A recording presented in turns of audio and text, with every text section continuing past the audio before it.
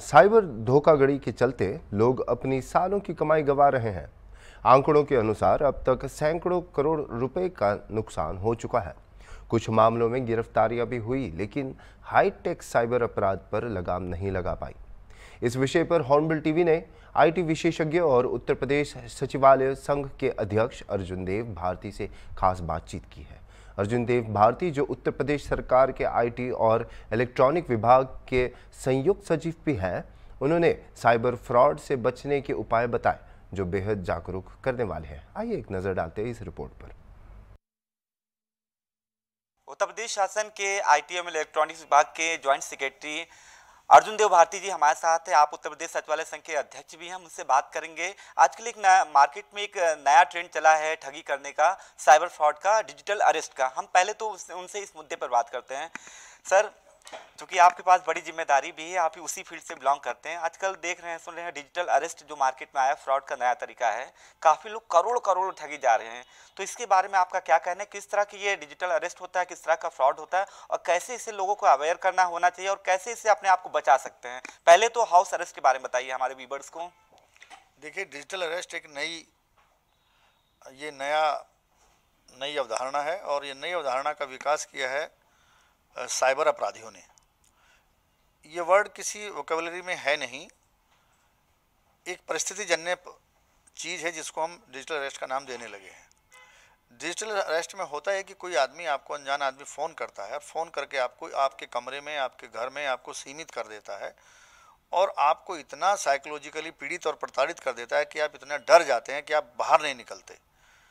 कल ही एक सूचना, आज ही के पेपर में 3 सूचनाएं साइबर डिजिटल अरेस्ट की हमको पढ़ने में मिल रही हैं, और देखा ये जा रहा है कि 2 चीज़ों का इस्तेमाल हो रहा है। या तो लोगों को डराया जा रहा है कि आपका परिवार का कोई व्यक्ति, परिवार का बेटा या बेटी किसी गलत काम में फंस गए हैं, या आपके आधार कार्ड का इस्तेमाल करके, आपके कार्ड का इस्तेमाल करके, आपके बैंक अकाउंट का इस्तेमाल करके कोई चीज़ सप्लाई की गई है, पार्सल भेजा गया है फेड एक्स के माध्यम से, किसी के माध्यम से, और फिर वो लोग धीरे धीरे एक ऐसा जाल बिछाते हैं कि फिर वो आप उनके वशीभूत हो जाते हैं, और वशीभूत करके फिर वो आपसे, आपके खाते से या पूरा पैसा निकलवा लेते हैं। और जब 8 घंटे बाद, 10 घंटे बाद पता चलता है तो आदमी को होश आता है कि उसको तो ठग लिया गया है। तो ये बड़ी खतरनाक एक प्रवृत्ति शुरू हो गई है। और अभी ताज़ा उदाहरण जो सबसे बड़े जो घटनाएं हुई हैं, 7 करोड़ का, अभी 4 दिन पहले मुंबई में, महाराष्ट्र में कहीं 10 करोड़ तक की उन्होंने फ्रॉड कर लिया है, और ये बहुत बड़ी समस्या बनकर खड़ा हो रहा है। ये छुपा हुआ चोर है, ये पता नहीं है कि कहाँ से ये सब कर रहा है, और हम जान नहीं पाते हैं। बिल्कुल, जैसे आपने कहा छिपा हुआ चोर है। अब तो कई, जब वहाँ पुलिस ने जब धरपकड़ शुरू की है, जो लोग थे इसके, हालांकि जो मास्टरमाइंड थे उसके बारे में कहा जाता है वो तो चाइना में बैठे या पाकिस्तान में है। इसके लिए स्पेशल उन्होंने ट्रेनिंग ली है। लेकिन कैसे, जिस तरह से जो फ्रॉड का नया ट्रेंड चला है, कैसे इससे लोग अपने आप को बच सकते हैं? आपने कहा एक तो पैनिक होता है, या फिर एक लालच, 2 ही चीज़ें हैं जिससे लोग जो है इस तरह से लोग डरा के या लालच देके ठगी करते हैं। कैसे अपने आप को बचाव कर सकते? क्योंकि इसमें बहुत से ऐसे लोग हैं जो आईएएस आईपीएस के लोग भी हैं, बड़े बड़े डॉक्टर हैं, जो बुद्धिजीवी वर्ग के लोग हैं, वो भी इस तरह के झांसे में आ जा रहे हैं। कैसे आखिर? देखिए, आपने एक बात अभी बोली कि वो लोग बहुत ट्रेंड हैं, प्रशिक्षण है उनके पास, पूरा सॉफ्टवेयर जानते हैं, पूरा ऑपरेटिंग सिस्टम वो जानते हैं, और किस तरह से चीज़ों को तोड़ा जाता है, ब्रेक किया जाता है। पास एक आपको ओटीपी भेजकर आप ओटीपी बता देते हैं, और ओटीपी बताते ही सारी इन्फॉर्मेशन उनके पास पहुंच जाती है। तो दे आर वेल ट्रेंड। उनका जो मोडस ऑपरेंडी है अपराध करने का, बहुत ही सोफिस्टिकेटेड है। दे आर हाईली एजुकेटेड, और उन्होंने बनाकर वो पूरा कर रहे हैं। दूसरी बात, जो आदमी शिकार हो रहा है उसका सामान्य ज्ञान और उस सामान्य जानकारी बहुत निम्न स्तर की है, और अगर वो थोड़ा पढ़े लिखे लोग भी हैं तो वो भी इस तरह से बातचीत वो लोग करते हैं कि पढ़े लिखे लोग भी साजिश में फंस जा रहे हैं। इसका सबसे बड़ा नियंत्रण करने का तरीका ये है कि सबसे पहले हम 2 चीज़ों से बचें। नंबर 1 होता है डर, फियर साइकोसिस का इस्तेमाल करके सब घटनाएं की जा रही हैं। नंबर 2 होता है लालच, कि आपकी लॉटरी निकली है, आपको ये, इसके बदले में ये मिल जाएगा, आपको इतना पैसा मिलने वाला है, इसके बदले में आप इतना जीएसटी जमा कर दीजिए, या इतना टैक्स आपको जमा करना पड़ेगा। तो जो व्यक्ति वो अनपढ़ हो या एजुकेटेड हो, अगर वो अपना भय और लालच पर नियंत्रण कर लेगा तो इनके शिकंजे से बच जाएगा। दूसरी बात, सबसे पहला काम लोगों को ये करना चाहिए कि कोई भी फ़ोन कॉल आने से किसी के साथ फ्रॉड नहीं होता है। फ़ोन कॉल को जब आप कंटिन्यू रखते हैं, निरंतरता में उसको कंटिन्यू रखते हैं, 15 second, 20 second, 25 second, 1 minute, 2 minute, फिर वो जितनी देर तक आप उसको कंटिन्यू रखते हैं उतना ही ज़्यादा फंसने की संभावना आपकी बन जाती है, क्योंकि उसी वार्तालाप के बीच में वो ऐसा पासा फेंकते हैं कि आपके परिवार के बारे में, आपके व्हाट्सएप के बारे में, आपकी इन्फॉर्मेशन के बारे में, आपके आधार के बारे में, बैंक अकाउंट के बारे में, OTP के बारे में कोई ना कोई डिटेल आपसे उगलवा लेते हैं, और इतने बेहतर तरीके से उगलवाते हैं कि आपको पता भी नहीं चलता कि आपने कौन सी इन्फॉर्मेशन डाइवल्ज कर दी है, उनको बता दी है। इसी का फ़ायदा वो लोग उठा रहे हैं, और जितना प्रशिक्षण और जितनी ट्रेनिंग उन अपराधियों की है, साइबर अपराधियों की है, फ्रॉडस्टर की है, उसके मुकाबले आम जनता जो शिकार बन रही है उसको ना तो कोई प्रशिक्षण है, ना कोई चेतना उसमें है, ना जागरूकता है, और ना वो अलर्ट हैं।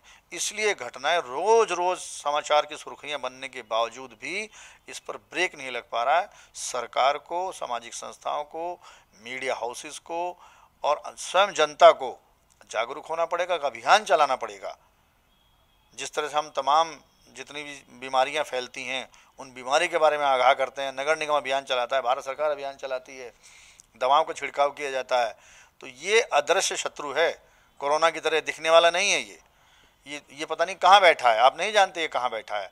पहले ये जामताड़ा में था, फिर ये मेवात में गया, फिर ये दिल्ली में आया, उसके बाद अभी ये चाइना, रसिया और जो पाकिस्तान, पता नहीं कहाँ कहाँ से ऑपरेट कर रहा है। सर, आपने एक बहुत अच्छी बात बताई है कि आपने अवेयरनेस का सबसे अच्छा तरीका ये बताया कि लोग जो अननोन कॉल्स होती हैं, अगर उससे बचा जाए, अगर उसको रिसीव ना किया या फिर जिसका अगर नहीं जान रहे तो फौरन काट दिया जाए, तो मुझे लगता है जैसा आप भी कह रहे थे इससे बचा जा सकता है। फिर भी लोग क्यों नहीं, अगर देखिए, फ़ोन में एक छोटा सा ग्लैमर है, अगर किसी ने मिस कॉल कर दी तो हम तत्काल पूछते हैं मिस कॉल कहाँ से आ गई, कॉल करके पूछते हैं। अगर हम अपनी इस जिज्ञासा को थोड़ा सा नियंत्रण कर लें, मैं आपको एक बहुत सामान्य बात बताता हूँ। मेरे जितने भी परिचित हैं, मेरे रिश्तेदार हैं, मेरे मित्र हैं, मेरे शुभचिंतक हैं, उन सबके नंबर मेरे मोबाइल में फीड हैं। अगर कोई भी ऐसी स्थिति आती है इमरजेंसी की तो मुझे फ़ोन करके बताएंगे। फ़ोन, अननोन फ़ोन कॉल के बारे में मैं इतना ज़्यादा क्यों जिज्ञासा में व्यक्त करता हूँ? मुझे जिज्ञासा छोड़ देनी चाहिए। मुझे समझ लेना चाहिए कि अगर कोई घटना घटती है किसी जानने वाले के साथ, वो किसी और स्रोत से भी आएगी, किसी नॉन नंबर से आएगी। अननोन नंबर से बहुत कम चीज़ें हमारे पास आती हैं, क्योंकि आज दायरा इतना बड़ा है, हर आदमी अपना मोबाइल नंबर फीड कर लेता है, और वो नंबर किसका है वो फीड कर लेता है।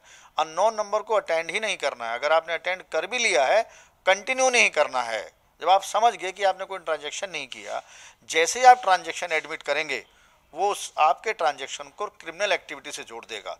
जैसे ही क्रिमिनल एक्टिविटी से जोड़ेगा, फिर आप समझ नहीं पाएंगे कि ये क्रिमिनल एक्टिविटी मैंने ही की या मेरे नाम पर किसी और ने कर ली। जहां आपके दिमाग में द्वंद्व पैदा हुआ, वहीं से खेल शुरू हो जाता है। दूसरी बात, आम जनता को, जागरूक लोगों को, पढ़े लिखे लोगों को, मोबाइल फ़ोन यूजर्स को, स्मार्टफोन यूजर्स को इतनी स्मार्टनेस तो होनी चाहिए कि कोई भी आपराधिक घटना घटने पर क्रिमिनल इन्वेस्टिगेशन टेलीफोन पर या वीडियो कॉल पे नहीं होता है। अगर किसी से कोई घटना घट भी गई है तो पुलिस आपको नोटिस भेजेगी, आपसे संपर्क करेगी, आपके घर पे आएगी।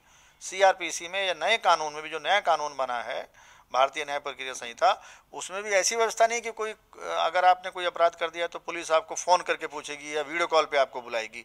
ये सामान्य जानकारियाँ हैं भारत के नागरिकों को। अगर हमारे मोबाइल फ़ोन स्मार्ट हो गए हैं और हम लोग अभी भी डम पोजीशन में हैं, तो ये गलती हमारी है। ये स्मार्टफोन की हैंडलिंग आपको भी सीखनी पड़ेगी, कौन सी कॉल आपको अटेंड करनी है। अगर आपने गलती से अटेंड कर भी ली है, तो अगर यूजलेस बातें हो रही हैं, आपको बरगलाया जा रहा है, बहकाया जा रहा है, आपको आरोपित किया जा रहा है, आप तत्काल समझ जाइए, कॉल कट कर दीजिए। कॉल अटेंड करने से कोई आपराधिक घटना आपके साथ नहीं घट सकती।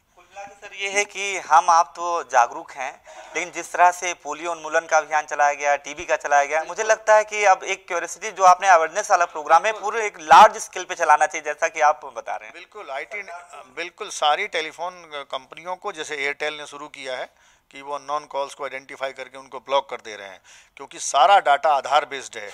तो अगर एक नंबर कोई नोटिस में आ गया किसी एजेंसी के, वो नंबर आधार बेस्ड है, बिना आधार के नंबर भारत में इशू होता नहीं है, तो आप उसको हमेशा के लिए ब्लॉक कर दीजिए। जितनी सर्विस प्रोवाइडर एजेंसीज हैं, अगर वो सब के सब ब्लॉक कर दें, तो वो कहीं भारत में तो फिर दोबारा नहीं कर पाएगा। दूसरा नंबर लेगा, फिर से एक फ्रॉड करेगा, अब फिर से ब्लॉक कर दीजिए। सारी एजेंसी उस सारे डाटा को सर्कुलेट करें, आपस में शेयर करें, और आम जनता को जागरूक किया जाए। जिस तरह से हमारे वोट का मैसेज आता है, मतदान का मैसेज आता है, पोलियो का मैसेज आता है, तमाम कोरोना के मैसेज आते थे, इसी तरह से फिर से किसी आकर्षक आवाज़ में फिर से बताया जाए कि आप अननोन फ़ोन कॉल ना अटेंड करिए। बहुत बड़ी बात की है आप कही है सर। एक आखिरी सवाल मेरा ये है कि जिस तरह के उत्तर प्रदेश शासन में आपको बड़ी जिम्मेदारी मिली है, इसी से कहीं ना कहीं बिलोंग करता है। अभी हाल ही में कुछ देखा था आपने कि कंप्यूटर हैक कर लिए गए या वायरस आ गया। अगर इन केस आपने नई जिम्मेदारी है आपको, तो कितना चैलेंज मानते हैं और क्या इम्प्लीमेंट किया जाएगा इस तरह की घटनाएं ही ना हो? क्योंकि आप कह रहे थे कि जैसे आगे बढ़ेंगे नए नए सॉफ्टवेयर भी आएंगे, हम लोग भी करेंगे, जो लोग हैं वो भी करते रहेंगे। तो ऐसे में कितना चैलेंज मानते हैं उसको, और क्या इम्प्लीमेंट करेंगे कि इस तरह की घटनाएं ना हो अब दोबारा आपके आने के बाद? देखिए, दो चीज़ों का संघर्ष दुनिया में हमेशा रहेगा, इम्यूनिटी और वायरस और बैक्टीरिया। अगर आपके शरीर में रोग प्रतिरोधक क्षमता है तो बैक्टीरिया वायरस आपका कुछ नहीं बिगाड़ पाएंगे। सेम फार्मूला कंप्यूटर सॉफ्टवेयर और सारे जितने सॉफ्टवेयर इलेक्ट्रॉनिक्स के सॉफ्टवेयर उन पर भी इस्तेमाल होता है। नंबर एक, एंटीवायरस एक बहुत मजबूत तकनीक है। दूसरा, एक आज फैशन हो गया चीज़ों को शेयर करने का। लोगों को ये चाहिए कि वो कम से कम चीज़ें सोशल मीडिया प्लेटफॉर्म पर, पब्लिक प्लेटफॉर्म पर शेयर करें, क्योंकि वही इन्फॉर्मेशन कहीं एक इन्फॉर्मेशन पिक करने के बाद आपके पास कॉल आती है। तो sharing, WhatsApp number, social media, Twitter, Facebook, तमाम चीज़ों पे कम से कम शेयरिंग होनी चाहिए। और जैसे कि मैं आईटी इलेक्ट्रॉनिक्स डिपार्टमेंट में हूँ, हमने यहाँ देखा है कि साइबर क्राइम की चेकिंग गृह विभाग और इलेक्ट्रॉनिक्स डिपार्टमेंट का एक मेजर इम्प्लीमेंटेशन का प्रोग्राम बनने जा रहा है, क्योंकि बहुत बड़ी ये चुनौती है। तो अपने डिपार्टमेंट में भी हमारा यही प्रयास रहेगा कि हम ऐसी स्कीम्स बनाएं, चाहे हमारा डिपार्टमेंटल ऑफिशियल डाटा हो वो ब्रीच ना हो, वो कंप्रोमाइज़ ना हो, इस तरह के सॉफ्टवेयर, इस तरह की चीज़ें आएँ। और अब जो भारत में नई टेक्नोलॉजी, ब्लॉकचेन टेक्नोलॉजी आ रही है, वो शायद उन्हीं सारे कंप्रोमाइज़ को, उन्हीं सारे ब्रीचेस को तोड़ने के लिए आ रही है। और डेफिनेटली वो जो ऐसा सिस्टम है जिसको कोई फ्रॉडस्टर तोड़ ना पाए, साइबर क्राइम तोड़ ना पाए, उसको तो हम नियंत्रित कर लेंगे संस्थागत रूप से। परंतु फिर भी आज हमारा आम आदमी जिसके हाथ में एक मोबाइल है, उसको स्वयं ही अलर्ट होना पड़ेगा कि वो किसी कॉल को कंटिन्यू करके किसी जाल में न फंसे, और भय पर नियंत्रण रखे और लालच पर नियंत्रण रखे। अगर आप अपने डर पर नियंत्रण रखेंगे, रीजनिंग का इस्तेमाल करेंगे, अगर आप किसी कॉल करने वाले से इतना भी पूछ लें कि ये बताइए मुझे कि आप ये किस थाने से बोल रहे हैं, ये एफआईआर किस थाने में दर्ज हुई है, इस एफआईआर में कितने लोगों का नाम है, आपके डिप्टी एसपी कौन है, आपके विवेचक कौन है, आपका डेजिग्नेशन क्या है, तो अगर आप भी उतनी रीजनिंग से क्वेश्चनियर उसके सामने रख देंगे 3-4 सवालों का, तो शायद वो भी भयभीत होगा, पीड़ित होगा। मैं एक छोटा सा उदाहरण बताता हूँ। मेरे पास 3 महीने पहले कॉल आई, उसने कहा कि आपका ये पैसा बैंक में आपका पड़ा हुआ है, आपको हैंडओवर करना है, आप कराना चाहेंगे? तो मैंने कहा आप क्या जामताड़ा से बोल रहे हैं? तो मैं जैसे ही मैंने कहा वो जामताड़ा से बोल रहे हैं, वो आदमी समझ गया कि इन्होंने मुझे आइडेंटिफाई कर लिया है। तो सारा मामला अनआइडेंटिफाइड और आइडेंटिफिकेशन का है। अगर आप भी उनको बता दें, क्योंकि फ़ोन कॉल वाला करने वाला पहले यही पूछता है कि आप फला अमुक व्यक्ति बोल रहे हैं, तो जैसे ही हम एडमिट करते हैं कॉल कंटिन्यू हो जाती है। हम कहते हैं फला आदमी नहीं बोल रहे हैं। आप अपनी आइडेंटिटी डिस्क्लोज ही ना करें कि नहीं आपने गलत नंबर मिला दिया है, क्योंकि जो भी आपको फ़ोन करेगा संकट में, कष्ट में, वो आपको जानता होगा, वो अपना परिचय पहले बताएगा, परंतु आप नहीं जानते वो दूसरा आदमी चाइना में बैठा है कि जापान में बैठा है कि पाकिस्तान से कर रहा है कि मेवात से कर रहा है कि जामताड़ा से कर रहा है। तो ये जो व्यक्तिगत तौर की चेतना है, व्यक्तिगत तौर की थोड़ी सी अवेयरनेस है, जागरूकता है, ये व्यक्ति को स्वयं करनी पड़ेगी। संस्थाएं तो अपना काम आईटी इलेक्ट्रॉनिक्स डिपार्टमेंट के माध्यम से, साइबर जो हमारे सॉफ्टवेयर हैं उनके माध्यम से, हमारे जो एंटीवायरस उनके माध्यम से कर ही लेंगे, मगर सबसे बड़ा खतरा प्राइवेट इंडिविजुअल्स को है। तो प्राइवेट इंडिविजुअल्स को अलर्ट करने की ज़रूरत है, तभी ये चीज़ों पर नियंत्रण लग सकेगा। देखिए, आप अर्जुन देव भारती जी हैं, आईटी एक्सपर्ट हैं, जिनको आपने सुना, हर तरीके से उन्होंने बताया कि कैसे बचा जा सकता है इन तरह की कॉल से। और सबसे बड़ी बात कही कि जागरूक होना ही इस फ्रॉड से बचने का एक बड़ा और आसान तरीका है। वीडियो जर्नलिस्ट विजय के साथ अनूप चौधरी, हॉर्नबिल टीवी।